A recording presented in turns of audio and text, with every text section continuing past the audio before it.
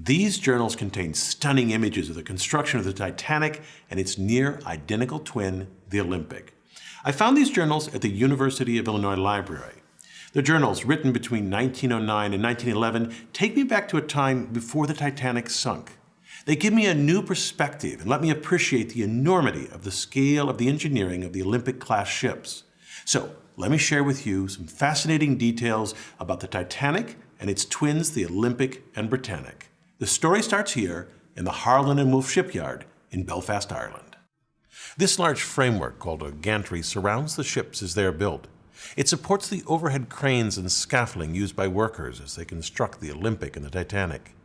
Notice that just beyond the far end of the gantry lies the Belfast harbor. Workers will build the Olympic here on the right, and then 9 months later, before the Olympic is finished, they will start on the left the Titanic. When completed, the Olympic stern, or rear end of the ship, will point toward the harbor. The ship's construction starts with its keel, seen here as a long, dark shape. The keel is the backbone of the ship and gives the ship rigidity. If we look at the keel from the land side, we see the keel blocks that support it. These wooden blocks, typically pine, separate the ship from the slip, the concrete floor of the gantry. Each keel block stands about 5 feet high, so this creates a space under the ship for workers to construct the ship. Workers build the ship outward from the keel. Here they construct the Olympic's double bottom. In pink, we see the framework that separates and supports the two bottoms of the ship. The second bottom is shown in orange. It's made of steel plates and is sometimes called the tank top because the double bottom contains 44 watertight tanks.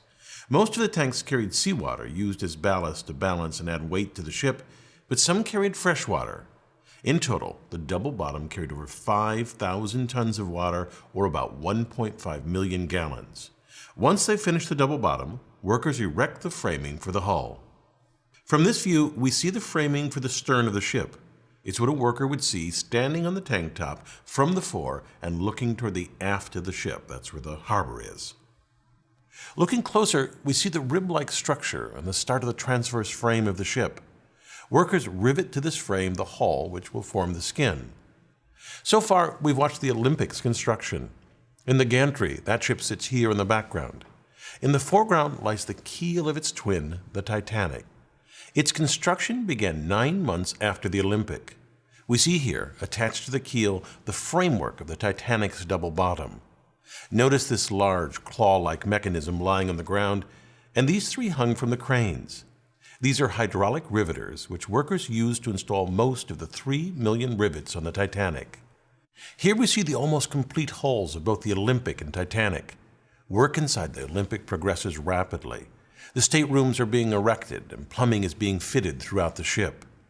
To prepare for the Olympic's launch, workers paint the ship a light gray so it will stand out in black and white photographs, although they repainted the ship black soon after its launch so that it matched previous White Star liners. To ease the slide into the water, the slip was greased with 23 tons of tallow, oil, and soap.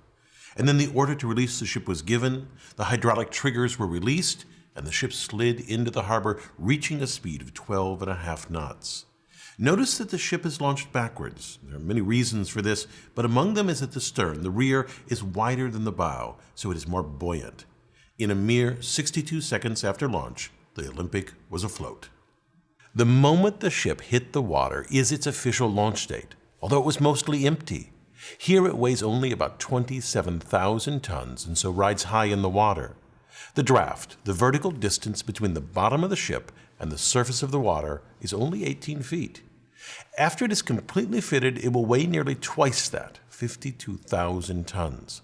With that additional weight, the Olympic will drop until the water reaches the border painted on the hull, a draft of about 34 feet. The Olympic cannot move by itself, and so a tugboat tows it to the fitting out quay where a gigantic crane loads the ship. Here the crane lifts aboard a cylindrical boiler. The final fitting, including attaching the propellers, is done in dry dock. And then, once everything is in place, the Olympic is ready for the sea. 7 months after this launch, the Titanic was launched. I have from this journal a Hey niggas, get your weed, get your blow, get your drink together, cause we about to get high.